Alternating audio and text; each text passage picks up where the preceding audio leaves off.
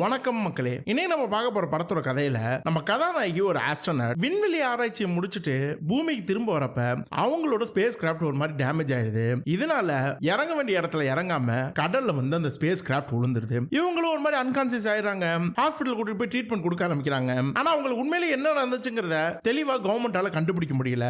அதனால இவங்களோட தனியா ஒரு இடத்துல வச்சு இவங்களுக்கு உண்மையிலே என்ன ஆச்சுங்கிறத கண்டுபிடிக்க கவர்மெண்ட் முயற்சி பண்ணுது. அந்த தனிமைப்படுத்தப்பட்ட இடத்துக்கு போனதுக்கு அப்புறம் நம்ம கதாநாயகியை எதிர்பார்க்காத பல சம்பவங்கள் அவங்கள சுத்தி நடக்க ஆரம்பிக்குது. இதெல்லாம் ஏன் நடக்குது? அந்த மாதிரி நடக்கிறதுக்கும் நம்ம கதாநாயகி என்ன சம்பந்தம்? அரசாங்கம் நம்ம கதாநாயகியை தனிமைப்படுத்தப்பட்ட ஒரு இடத்துல கொண்டாந்து வச்சிருக்காங்க.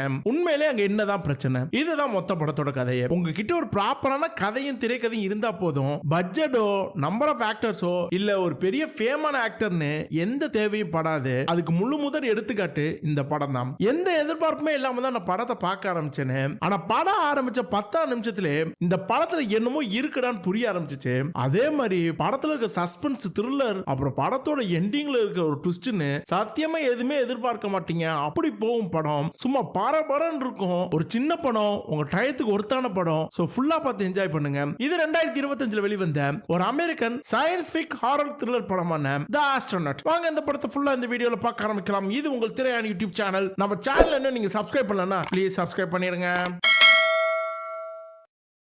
படம் ஆரம்பத்திலே பசிபிக் கடலை தான் காட்டுறாங்களே. அமெரிக்கா கோஸ்ட் கார்டை சேர்ந்த நிறைய நேவி ஆபீசர்ஸ் படு வேகமா அவங்க போட்ல போய்கிட்டு இருக்கானுங்க.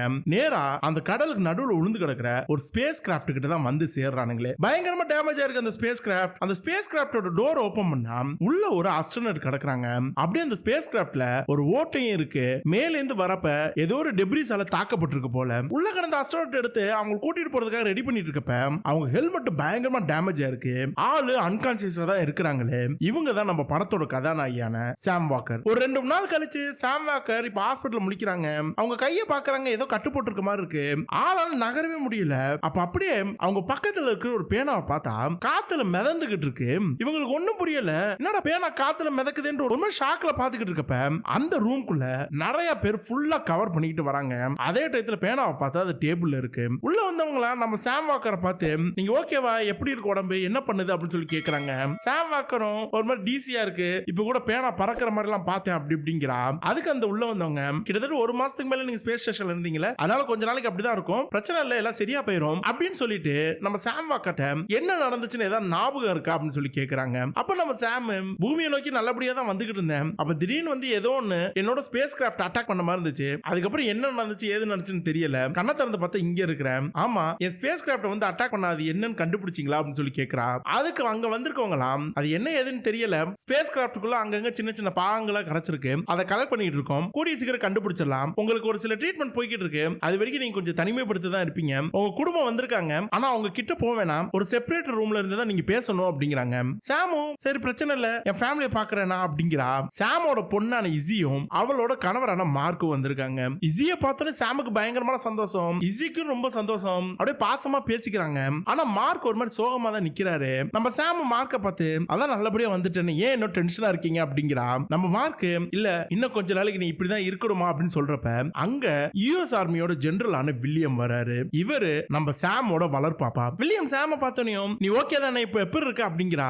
சாமோ ஃபர்ஸ்ட் மிஷனே இப்படி நடக்கும் நான் நினைச்சு கூட பார்க்கலப்பா அப்படிங்கிறா. நம்ம வில்லியம் சிரிச்சுக்கிட்டே இதெல்லாம் உள்ளதுதான், உன்னை நினைச்சு எனக்கு ரொம்ப பெருமையா இருக்கு, ஏன் நாட்டில் உள்ள எல்லாருமே பெருமைப்படுறாங்க, ஆனா உன்னை என்ன தாக்குனுச்சு, எதனால உன் ஸ்பேஸ் கிராஃப்ட்ல டேமேஜ் ஆனிச்சுன்னு என்ன ஏதுன்னு டீட்டெயில் இன்னும் நாசாவால தெளிவா கொடுக்க முடியல.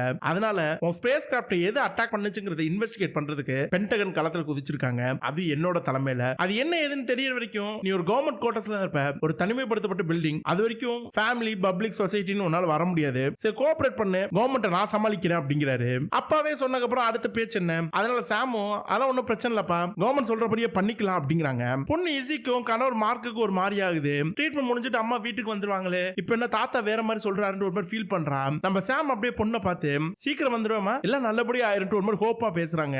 இசியும் ரொம்ப பொறுப்பான பொண்ணு, நல்லா புரிஞ்சுக்குவா. அப்படியே அந்த கண்ணாடியில கைய வச்சு உனக்காக வெயிட் பண்றமாங்கிறா. அப்படியே சாம் சந்தோஷமா சிரிச்சுக்கிட்டு அங்க இருக்கிற ஆபீசர்ஸ் கூட கிளம்பி நேரா அந்த கவர்மெண்டோட குவார்டர்ஸ்க்கு தான் வராங்களே. அது ஊருக்கு வெளியில ஒரு காட்டுக்கு நடுவுல இருக்கு. சாமுக்கு ரொம்ப பரபரப்பா இருக்கு. அங்க வந்து சேர்ந்தோடனே அந்த பில்டிங் பாக்குறா, ரொம்ப வித்தியாசமா இருக்கு. அதுல ஒரு ஆபீசர் நம்ம சாம கூப்பிட்டுக்கிட்டு நீங்க பண்ண விஷயம் பெரிய விஷயம், உங்களை நினைச்சு இந்த நாடே பெருமைப்படுது, ஃபர்ஸ்ட் மிஷன் கிட்டத்தட்ட 5 மாசத்துக்கு மேல நீங்க ஸ்பேஸ் ஸ்டேஷன்ல அதுவும் தனியா இருந்திருக்கீங்க, இருக்கீங்க. திரும்ப வரப்ப இந்த மாதிரி நடக்கிறதுல ரொம்ப சகஜம் தான். அதை நினைச்சு நீங்களும் டென்ஷன் ஆக வேணாம். இந்த வீடு நம்ம நாட்டை சேர்ந்த நிறைய கவர்மெண்ட் ஆபீசர்ஸ் எல்லாம் யூஸ் பண்ற வீடு தான். உங்களுக்கு தேவையான எல்லா ஃபெசிலிட்டிஸுமே இருக்கும். உங்களுக்கான ட்ரீட்மெண்ட் அப்புறம் இந்த இன்வெஸ்டிகேஷன் முடியற வரைக்கும் நீங்க இங்கே தங்கலாம். ட்ரீட்மெண்ட் முடிஞ்சதுக்கு அப்புறம் இன்வெஸ்டிகேஷன் நடக்கிறப்பலாம் உங்க ஃபேமிலி இங்க வந்து தங்கிக்கலாம். உங்களுக்கு தேவையான எல்லாமே இங்க இருக்கு. இன்னைக்கு ஃபுல் டே ரெஸ்ட் எடுங்க. நாளைக்கு காலையில வரும் உங்களுக்கான டெஸ்ட் நடக்கும். உங்களுக்கு பிடிச்ச நிறைய விஷயங்களை கலெக்ட் பண்ணி வச்சிருக்கோம். இங்க பாருங்க, ஒரு டெலஸ்கோப் கூட இருக்குன்னு சொல்லி காட்டுறான். டெலஸ்கோப்னா நம்ம சாமுக்கு ரொம்ப பிடிக்கும். நேரா போய் அங்க இருக்க டெலஸ்கோப்பால சுத்தி என்ன இருக்குன்னு பார்க்க வரப்ப திடீர்னு சாமோட தலை பயங்கரமா வலிக்க ஆரம்பிக்குது. வலினா கொஞ்சம் நஞ்ச வலி இல்ல, அப்படியே உயிர் போற மாதிரி வலிக்குது. அந்த வலிக்கிறப்ப நம்ம சாமுக்கு நிறைய நினைவுகள் வருது. அது என்ன ஏதுன்னு அவளுக்கு தெளிவா புரியல. எங்கேயோ நிறைய பேர் கையில துப்பாக்கியும் லைட்டையும் தூக்கிக்கிட்டு ஒரு பாலைவனத்துல ஓடுற மாதிரி இருக்கு.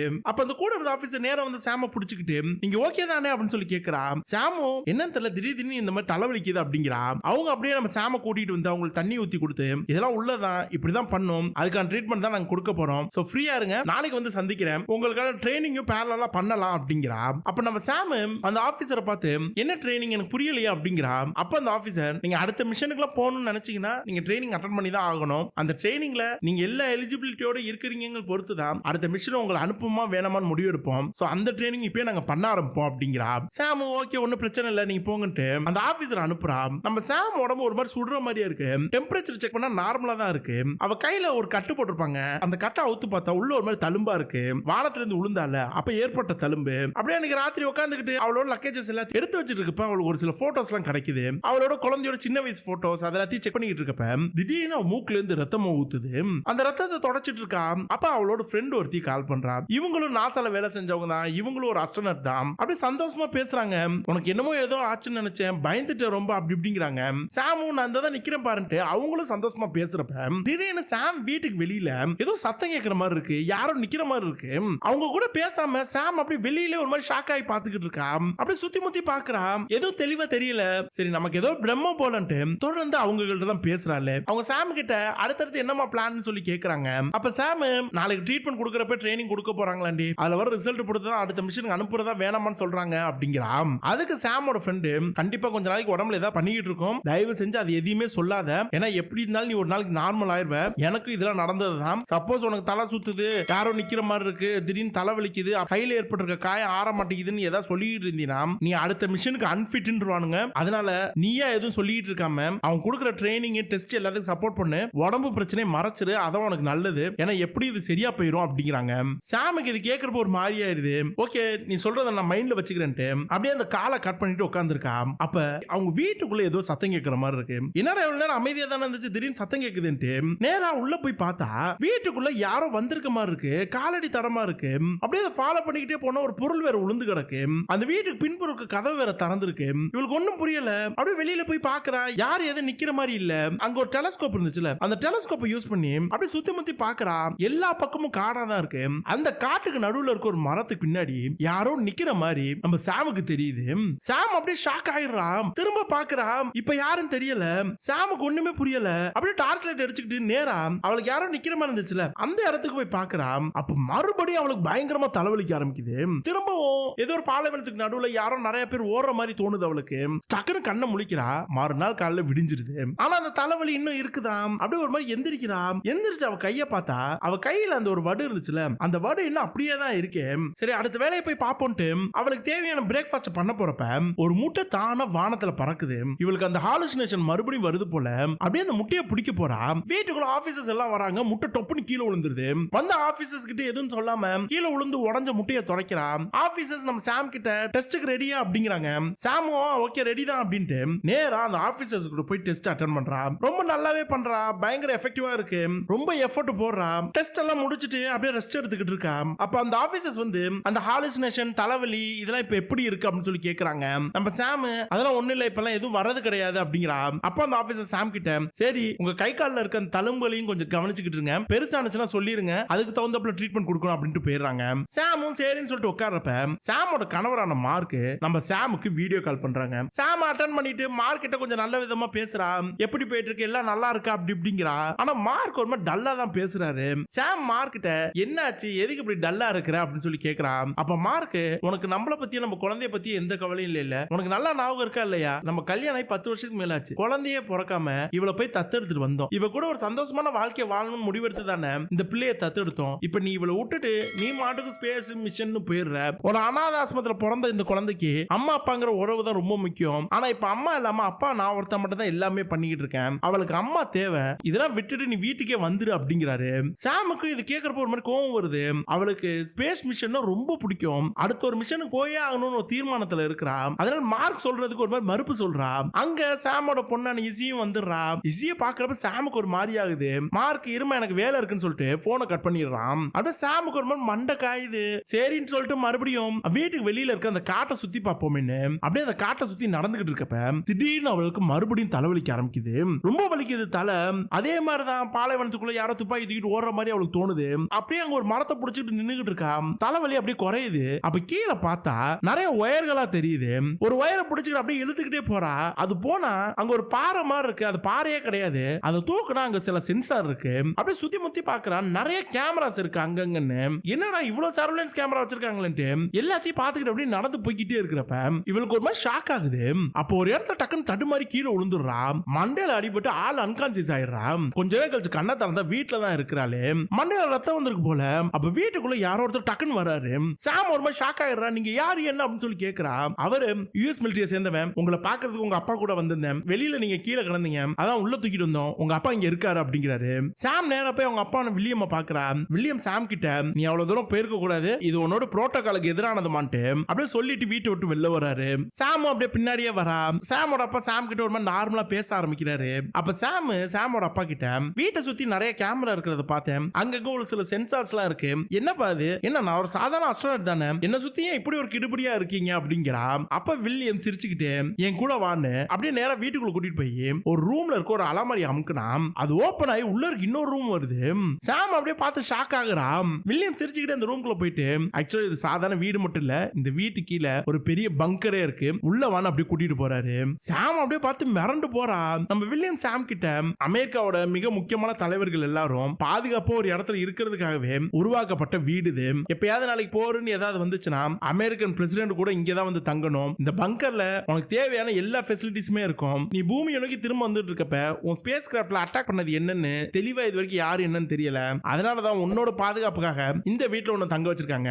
இங்க எல்லா வகையான செக்யூரிட்டி சிஸ்டம் இருக்கு. வீடை சுத்தி இருக்க கேமரா, வீட்டுக்குள்ள இருக்க கேமரா, அது போக மைன்யூட்டான ப்ராக்சிமிட்டி சென்சார்ஸ் இருக்கு. அந்த சென்சார்ஸ் மூலமா வீட்டுக்குள்ள எத்தனை பேர் எங்கெங்க நிக்கிறாங்க முதற்கொண்டு உன்னால ஸ்கேன் பண்ண முடியும். இந்த பங்கர்ல ஒரு அண்டர் கிரவுண்ட் பாதை இருக்கு. அந்த பாதையை பிடிச்சிட்டு போனீங்கன்னா பின்னாடி இருக்க காட்டோட நடுப்பகுதிக்கு போயிருவேன். அங்க இருந்து ஒரு 2 கிலோமீட்டர் தூரம் ஒரு ஹெலிபேட் இருக்கு. எல்லாமே சேஃப்டிக்காக தான். உனக்கு அவ்வளவு தேவைப்படாது. சப்போஸ் நைட் ஏதாவது போர் அடிச்சுச்சுன்னா இங்க வந்து இந்த செக்யூரிட்டி கேமரா பார்த்து என்ஜாய் பண்ணிட்டு அப்படிங்கிறா. சாமுக்கு வில்லியம் சொல்றதெல்லாம் கேட்கறது ஆச்சரியமா இருக்கு. வில்லியம் சாம் கிட்ட சரி பத்திரமா இரு, நாளைக்கு வந்து பாக்குறேன். கையில இருக்க தழும்புகள் கொஞ்சம் பெருசாகிற மாதிரி தெரியுது, என்னன்னு கவனி அப்படின்னு சொல்லிட்டு போயிடுறாரு.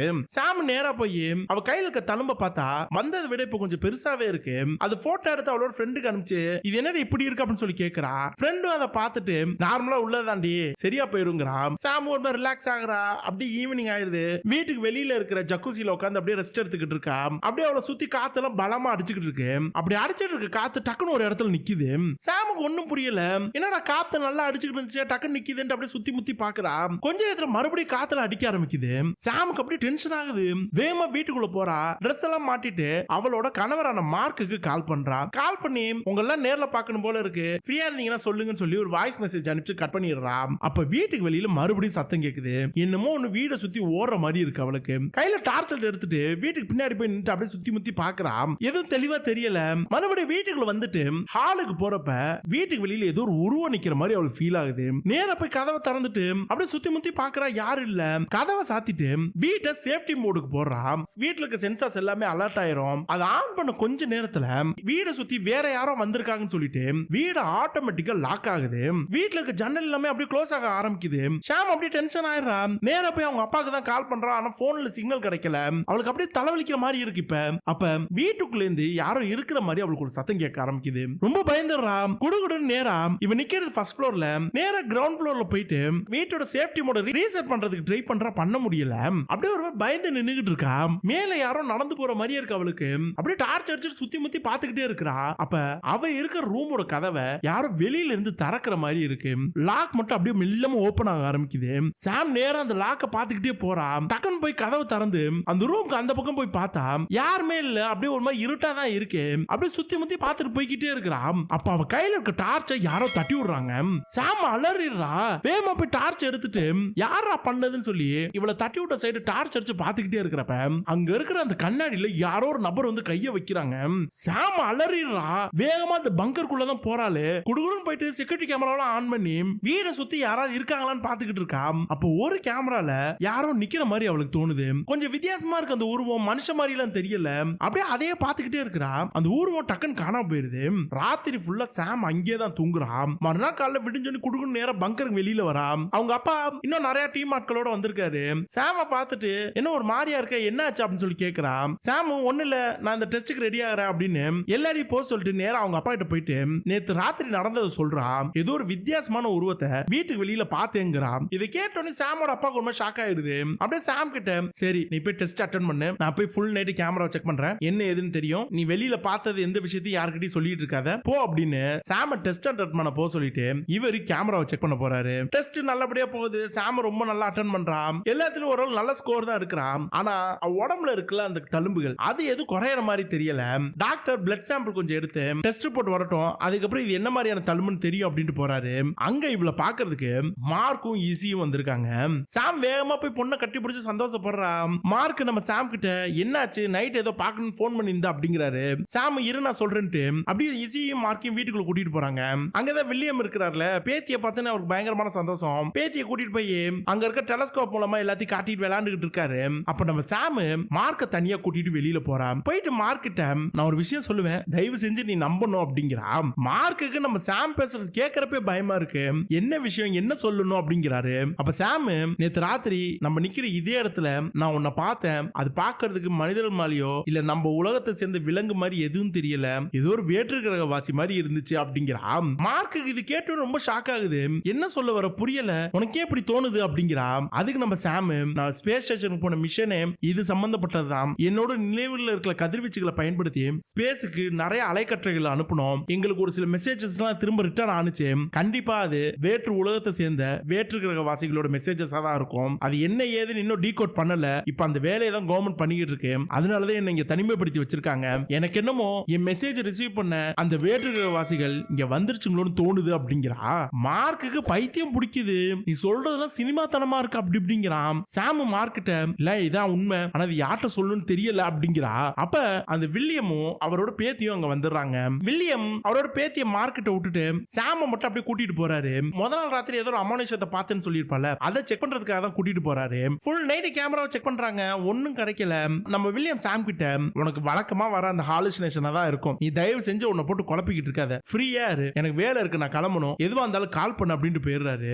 அப்ப சாம் அந்த வீட்டுல இருக்கிற ப்ராக்சிமிட்டி சென்சாரை செக் பண்றான். வீட்டுக்குள்ள மொத்தம் 3 floor, first floor, ground floor, அப்புறம் அந்த பங்கர் எங்க எங்க யாரா நிக்கிறாங்கிறது அழகா காட்டும். அதை அப்படியே பார்த்துட்டு மறுபடியும் நேரா அவரோட கணவரான மார்க் ஈஸி கூட்டிக்கிட்டு அப்படியே காட்டுக்குள்ளேயே நடந்து போய்கிட்டு இருக்கா. அப்ப ஈஸி முன்னாடி என்னமோ போது நான் போய் பிடிக்கிறேன்ட்டு குடுக்குடுன்னு இவங்க 2 பேரும் விட்டுட்டு போறாங்க. மார்க் அப்படியே சாமே பாக்குறாரு. சாம் சொன்னதை நினைச்சு பார்த்து இவளுக்கு என்ன மாதிரி பிரச்சனை இருக்கான்னு தெரியல அப்படின்னு யோசிக்கிறப்ப ஏதோ ஒரு உடஞ்சு உழுவுற மாதிரி சத்தம் கேக்குது. டக்குன்னு பொண்ணை கூப்பிடுறாங்க, பொண்ணை காணும். ஈஸி பேரை சொல்லி கத்துறாங்க, ஈஸி எங்க இருக்கு எங்க இருக்குன்ட்டு. பொண்ணுகிட்ட இருந்து எந்த ரெஸ்பான்ஸ் இல்ல. 2 பேரும் பயந்துடுறாங்க. அப்படியே பொண்ணு பேரை சொல்லி கத்திக்கிட்டு அப்படியே காட்டுக்குள்ள இந்த பக்கம் அந்த பக்கம் ஓடிட்டு இருக்கப்ப பொண்ணு பின்னாடி வந்து நிக்கிறா. கையில ஒரு செத்த வண்டை வச்சிருக்கா.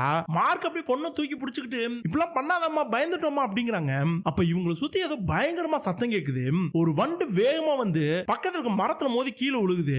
இன்னும் நிறைய வண்டுகள் இவங்களை நோக்கி வர மாதிரி இருக்கு. மார்க் ஈஸி சாம குட்டுக்குடும் காட்டு விட்டு வெளியில வந்துடுறாங்க. அப்படியே வீட்டுக்கிட்ட வரப்ப அப்படியே 3 பேர் நின்று பின்னாடி திரும்பி பார்த்தா ஒரு பெரிய வண்டு கூட்டம் இவங்களை நோக்கி பறந்து வர ஆரம்பிக்குது. ரொம்ப பயந்துடுறாங்க 3 பேரும். பிள்ளைய தூக்கிட்டு வேகமா வீட்டுக்குள்ள போறாங்க. அந்த பறந்து வந்துட்டு இருக்க வண்டி எல்லாமே நேரா வந்து இவங்க வீட்டை பார்த்து மோத ஆரம்பிக்குது. அப்படியே வீடை சுத்தி மூடுதுங்க. அப்படியே கொஞ்ச நேரம் கழிச்சு காட்டுறாங்க, வந்த எல்லா வண்டும் கீழே உளுந்து செத்து கிடக்கு. மார்க்குக்கும் சாமுக்கும் ஒன்னும் புரியல, என்னடா அங்க நடக்குது அப்படின்னு ஷாக் ஆறாங்க. கொஞ்ச நேரத்துல அங்க ஆபீசர்ஸ் எல்லாம் வந்துடுறாங்க. அங்க உளுந்து கிடக்கிற வண்டு எல்லாத்தையும் சுத்தம் பண்றாங்க. மார்க்கும் சாமும் வந்திருக்க ஆபீசர் இங்க என்ன நடந்துச்சு அப்படின்னு சொல்லி கேக்குறாங்க.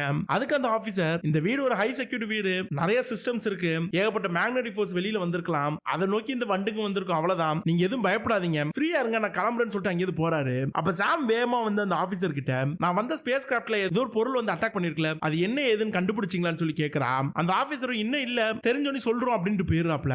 சாம் அப்படியே ஒரு டென்ஷன் டென்ஷனா வந்து உட்கார்றா. பொண்ணு எப்படி இருக்கான்னு சொல்லிட்டு நம்ம மார்க் கிட்ட கேக்குறா. மார்க் சாம பார்த்து முதல்ல வா இங்க இருந்து போயிடலாம், இங்கே இருக்கிற அப்படின்னு சொல்லி கேக்குறாரு. நம்ம சாம் அப்படியே மார்க் கிட்ட உனக்கு தெரியுதுல ஏதோ பிரச்சனை இருக்குன்னு, அது என்ன ஏதுன்னு சால்வ் பண்ணாம நான் மட்டும் வந்தனா அது நம்ம குடும்பத்துக்கு தான் பிரச்சனை, ஒரு 2 நாள் வெயிட் பண்ணு, கண்டிப்பா நான் வந்துருவேன், பொண்ணை பாத்துக்கன்னு நம்ம மார்க்கையும் இசியையும் அவங்க வீட்டுக்கு போக சொல்றாங்க. அவங்க 2 பேரும் அதே மாதிரி வீட்டை விட்டு கிளம்பிடுறாப்ல. நம்ம சாமுக்கு ஒரு டென்ஷனா இருக்கு. அவங்க போனதுக்கு அப்புறம் அவளோட கைய பாக்குறா.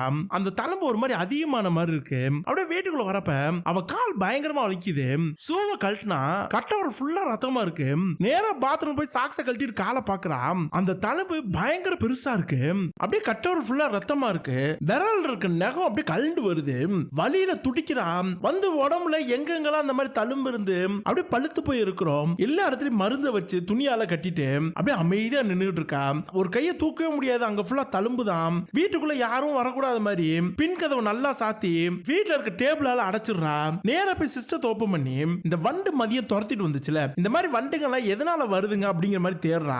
என்னென்னமோ எழுதி வச்சிருக்கானுங்க. ஒரு ஜியோ மேக்னெட்டிக் டிஸ்டர்பன்ஸ் ஏற்பட்டாதான் இப்படி எல்லாம் வரும். அந்த மாதிரி டிஸ்டர்பன்ஸ் எப்படி ஏற்படும்னா நம்ம இருக்கிற இடத்துல இருந்து இந்த உலகத்தையும் தாண்டி பிரபஞ்சத்துல இருக்க பல மூலைகளுக்கு போய் சேர்ற மாதிரி ஒரு கதிர்வீச்சு இந்த இடத்துல இருந்து டிராவல் ஆனா மட்டும்தான் அந்த மாதிரி ஒரு டிஸ்டர்பன்ஸ் ஏற்படும் எழுதியிருக்கு. இவளுக்கு ஒண்ணுமே புரியல. இந்த வண்டுகளை ஈர்க்கிற அளவுக்கு இங்க இருந்து ஒரு மேக்னெட்டிக் ஃபோர்ஸ் வெளியில போயிருக்குன்ட்டு அதை பார்த்து படிக்கிறப்பலாம் அப்படியே மண்டை காயுது இவளுக்கு. ராத்திரி எல்லாம் அழுகழுகையா வருது. முதுகு அப்படியே எரியுது. நேரா போய் பாத்ரூம்ல சட்டையை கழட்டி பார்த்தா முதுகுல இருக்க தழும்பு அப்படியே பழுத்து போய் ஒரு மாதிரி சொத சொதன்னு இருக்கு. இவளுக்கு ஒண்ணுமே புரியல. ஒரு மாதிரி பதறா. அப்ப மறுபடியும் வீட்டுக்கு வெளியில யாரும் இருக்காங்கன்ட்டு வீட்டோட சேஃப்டி சிஸ்டம் அலாரம் அடிக்குது. நேரா போய் வீட சேஃப்டி மோட்ல போட்டுட்டு குடுகுடுன்னு ஃபர்ஸ்ட் ஃப்ளோருக்கு வரா. அங்க இருக்க ரூம்குள்ள போய் ரூம் லாக் பண்ணிட்டு இப்ப கிளம்பி போனாங்களா அவரோட கணவரான மார்க்கும் பொண்ணும். அவங்களுக்கு கால் பண்ணி இங்க என்னென்னமோ நடக்குது, எனக்கு பயமா இருக்கு, உடனே வந்து எனக்கு கூட்டிட்டு போங்கன்னு வாய்ஸ் மெசேஜ் அனுப்புறா. போன்ல இருக்க சிக்னல் கட் ஆயிருது. மெசேஜ் போனுச்சா என்னன்னு தெரியல. வீட்ல இருக்க கரண்ட் எல்லாம் பிளாக் அவுட் ஆயிருது. திடீர்னு இவ இருக்க ரூமுக்கு வெளியில ஒரு மாதிரி சத்தம் கேக்குது. உடனே பங்கர் ஓபன் பண்ணிட்டு குடு குடு குடுன்னு பங்கருக்கு ஓடுறா. ஓடுறப்ப பாவம் தடுமாறி கீழே விழுந்துடுறாப்ல.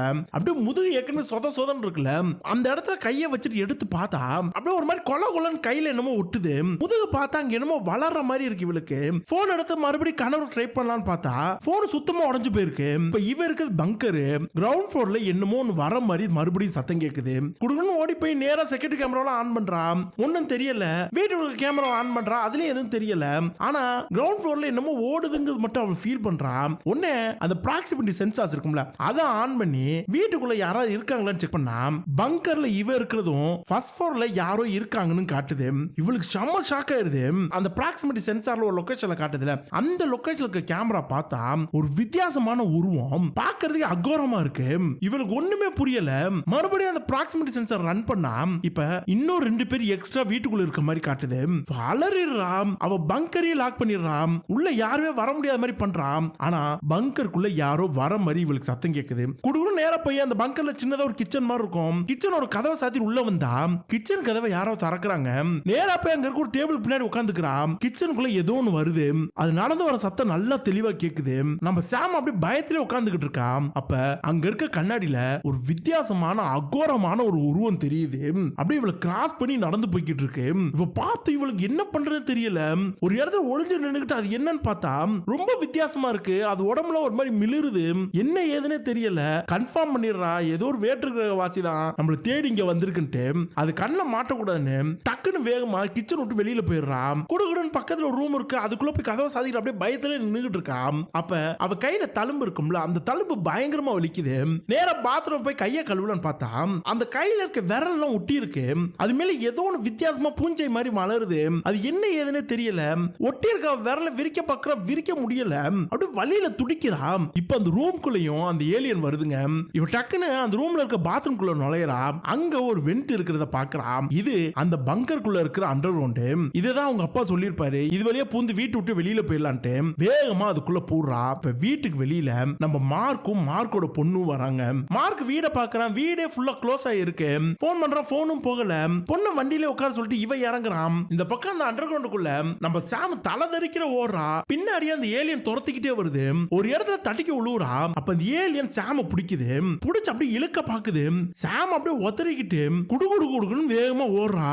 வெளியில நம்ம மார்க் நின்னுக்கிட்டு அப்படியே வீட்டுக்குள்ள வர்றதுக்கு ஏதாவது வழி இருக்கான்னு தேடிட்டு இருக்கான். அப்ப கார்ல உட்கார்ந்து இருந்தால ஈஸி மார்க் சாமோட பொண்ணு கார்ல இருந்து இறங்கி அப்ப அங்க பாருங்க என்னமோ மின்னுதுன்னு குடுகுடுன்னு ஓடுறா. மார்க் பொண்ணை தேடிட்டு ஓட ஆரம்பிக்கிறான். இந்த பக்கம் சாம் தலை தெறிக்க ஓடுறான். பின்னாடி இந்த ஏலியன் துரத்திக்கிட்டே வருது.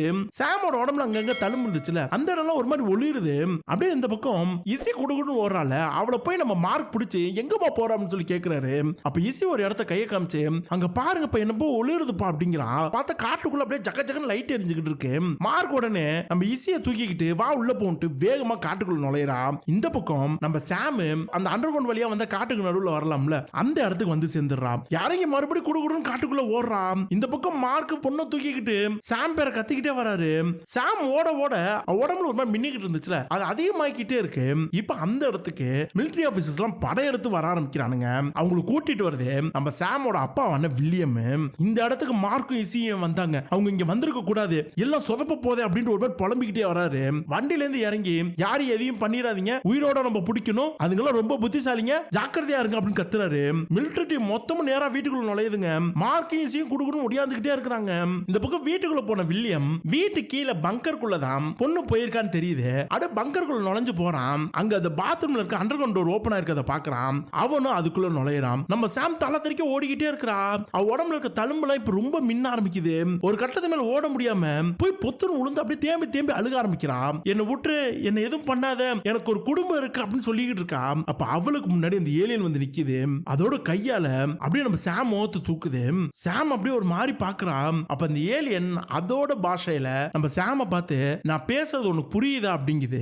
அது அதோட மொழியில தான் பேசுது. ஆனா சாமுக்கு தெளிவா புரியுது. ஆமா புரியுதுங்கிறா. அப்ப அந்த ஏலியன் நான் உங்களை எல்லாம் ரொம்ப மிஸ் பண்ணேன், நாங்கெல்லாம் உன்னோட குடும்பம் தான், உன்னை தேடி தான் வந்திருக்கோம் அப்படிங்குது. சாமுக்கு ஒண்ணுமே புரியல. அந்த ஏலியன் அதோட நெத்திய நம்ம சாமோட நெத்தியோட சேர்த்து வைக்கிறப்ப இப்ப சாமுக்கு அடிக்கடி தலைவலி வரப்ப சில நினைவுகள் வரும்ல, அந்த நினைவுகள் தெளிவா தெரியுது. கிட்டத்தட்ட பல வருஷத்துக்கு முன்னாடி நெவாடா பாலைவனத்துல இருக்கிற மோஜோ டெசர்ட்டுக்குள்ளதான் ஏகப்பட்ட மிலிட்டரி ஆபீசர்ஸ் ஓடிக்கிட்டு இருக்கானுங்க. வந்திருக்க ஏலியன் இங்க தப்பிக்க போது புடிங்க புடிங்கன்னு கத்திக்கிட்டே போறாங்க. அதுல ஒரு ஆள் தான் அந்த வில்லியமும். ரொம்ப சின்ன பையனா இருக்கிறாரு. அந்த ஏலியன்களை துரத்திட்டு ஓடிக்கிட்டே இருக்கிறாரு. எல்லா ஏலியனும் அங்க தலை தெறிக்க ஓடிக்கிட்டே இருக்குங்க. அப்ப அதுல இருக்க ஒரு ஏலியன் இதுக்கு மேல என்னால ஓட முடியாது, நான் உருமாற வேண்டியதான்ட்டு கையில ஒரு டிவைஸ் எடுத்து அப்படியே பாத்துக்கிட்டே இருக்கு. இந்த டிவைஸ் தான் நம்ம சாம் அவளோட ஸ்பேஸ் கிராஃப்ட்ல வந்துகிட்டு இருக்கப்ப ஒன்னு வந்து அட்டாக் பண்ணி ஒரு ஹோல் ஏற்படுத்தி இருக்கும்ல, அதே டிவைஸ். அந்த டிவைஸ் பாத்துக்கிட்டே இருக்கு. இப்ப அந்த இடத்துக்கு வில்லியம் வரான். வந்து பார்த்தா அந்த ஏலியன் ஒரு சின்ன பொண்ணு ஒரு மாதிரி இருக்கு. அந்த பொண்ணு தான் நம்ம சாம். நம்ம வில்லியம் சாம தூக்கிட்டு வந்து தத்தெடுத்து வளர்த்துக்கிட்டு இருக்கான். இப்ப வந்து நீ மேல அனுப்பின சிக்னல் மூலமா தான் ஒன்ன நாங்க கண்டுபிடிச்சோன்ட்டு அந்த ஏலியன் சொல்லுது. சாம் அப்படியே ஷாக்கா இருக்கிறான். அங்க கரெக்டா மார்க்கும் பொண்ணு வராங்க. பொண்ணுக்கு பார்த்தோன்னு ரொம்ப ஷாக் ஆகுறா. அம்மா என்னமா அது அப்படிங்கிறா. சாம் அதெல்லாம் ஒண்ணு இல்லம்மா, இதெல்லாம் ஒண்ணு பண்ணாதுமா அப்படிங்கிறா. அங்க கரெக்டா வில்லியம் வராரு. எது நடக்க கூடாதுன்னு நினைச்சா அது நடந்துருச்சு, என் மிஷனை கெடுக்காதீங்க அப்படிங்கிறாரு. நம்ம மார்க்கு ஒண்ணு புரியல, என்ன உங்க மிஷன் அப்படிங்கிறாரு. அப்ப வில்லியம் இந்த ஏலியன்களை பிடிக்கிறதுக்காக தான் நான் இவ்வளவு நாள் சாம வளர்த்தேன்னு, அவ மூலமா சிக்னல் அனுப்புனாதான் இதுங்க வரும்னு தெரியும், அதனாலதான் இவ்வளவு நான் ஸ்பேஸுக்கு அனுப்பிச்சேன், என் வாழ்நாள் ஃபுல்லாவே இந்த ஏலியன்களை பிடிக்கிறதுக்காகவே அர்ப்பணிச்சிட்டேன். சாமுக்கு இது கேட்கறப்ப அப்படியே ஒரு ஷாக் ஆகுது. நான் ஒரு மிஷன் அப்ப அப்படின்னு ரொம்ப ஷாக் ஆகுறான். வில்லியம் உடனே அவரோட டீமுக்கு மெசேஜ் அனுப்புறாப்ல, நேரா இந்த இடத்துக்கு வர்றது சொல்லி அந்த டீம் எல்லாம் வேகமா இந்த இடத்துல நோக்கி வந்துகிட்டு இருக்காங்க. இசி பாவம் என்ன நடக்குன்னு தெரியாம பாத்துக்கிட்டு இருக்கா. நம்ம வில்லியம் சாம பார்த்து நீ எங்கேயும் நகராத இல்லைன்னா சுற்றுன்னு சொல்லி துப்பாக்கி நீட்டுறாரு. அப்ப அங்க இருக்க மார்க் அப்படியே பாஞ்சு இந்த வில்லியம் பிடிச்சு அடிக்க ஆரம்பிக்கிறான். அந்த டயத்துல நம்ம சாமுக்கு ஒரு மாதிரி பண்ணுது. அவளுக்கு என்ன ஆகுது ஏதாதுன்னு ஈஸியும் மார்க்கும் பாக்குறாங்க. பார்த்தா நம்ம சாம் மொத்தமா அவளோட உண்மையான உருவத்துக்கு மாறுறா. அப்படியே திரும்பி அவளோட பொண்ணையும் மார்க்கையும் பாக்குறா. மார்க் அப்படியே சாம பார்த்து கிளம்பி போ, உன் குடும்பத்தோட இங்க இருந்து போயிரு அப்படிங்கிறாங்க. அங்க நிக்கிறாள் ஈஸி. அவன் நேரா வந்து வழக்கமா அவங்க அம்மா பிரியறப்ப கைய நீட்டி பார்த்து போமான்னு சொல்லுவான். அதே மாதிரி ஏலியனா மாறி இருக்க சாம பார்த்து கைய நீட்டி பத்திரமா போயிட்டு வாமா அப்படிங்கிறான். சாமும் குடுகுடு நேரா அவளோட குடும்பத்தை நோக்கி ஓடுறான். கரெக்டா அங்க எல்லா மிலிட்டரி ஆபீசரும் வராங்க. நம்ம மார்க் வில்லியம் எல்லாம் தூக்குறாங்க. அதே டயத்துல இந்த பக்கம் இந்த தப்பிச்சு போற எல்லா ஏலியனும் அதுங்களோட ஸ்பேஸ் ஷிப்ல ஏறி அங்க இருந்து கிளம்புதுங்க. ஈஸி மார்க் வில்லியம் எல்லாரும் ஒரு மாதிரி பாத்துக்கிட்டே இருக்காங்க. அந்த ஏலியனுங்க அந்த ஸ்பேஸ் ஷிப் விட்டு மொத்தமா இந்த உலகத்தை விட்டே போயிருதுங்க. அதோட இந்த படம் முடியுது. இந்த மாதிரி தொடர்ந்து வித்தியாசமா நல்ல படங்களை பார்க்கிறதுக்கு மறந்துடாம நம்ம சேனலை நீங்க சப்ஸ்கிரைப் செஞ்சு வச்சுங்க. இந்த வீடியோ பிடிச்சிருச்சுன்னா லைக் பண்ணுங்க, உங்க ஃப்ரெண்ட்ஸுக்கு ஷேர் பண்ணுங்க. என்ன மாதிரியான கருத்துக்கள் இருந்தாலும் கமெண்ட்ல சொல்லிருங்க. நன்றிங்கோ, வணக்கம்கோ.